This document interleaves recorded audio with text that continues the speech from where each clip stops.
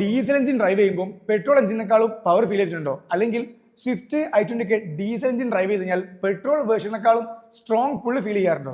Reason horse power അല്ല, ടോർക്കാണ്. Torque simple ആയിട്ട് പറയുകയാണെങ്കിൽ നമ്മുടെ കാറിന് മുന്നോട്ട് പുഷ് ചെയ്യുന്ന ഒരു ഫോഴ്സ് ആണ്.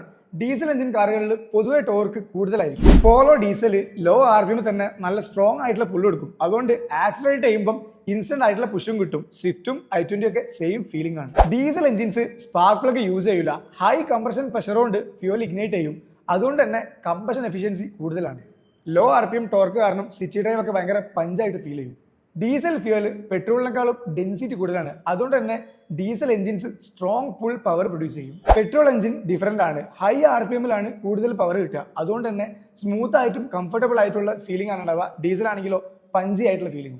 പക്ഷേ മോഡേൺ ടെർബോ പെട്രോൾ എഞ്ചിൻ നല്ല ടോർക്ക് പ്രൊഡ്യൂസ് ചെയ്യും. അതുകൊണ്ട് തന്നെ ടെർബോ പെട്രോൾ കാർസിനും പ്രോപ്പർ ആയിട്ടുള്ള സ്ട്രോങ് പുള്ള് കിട്ടും.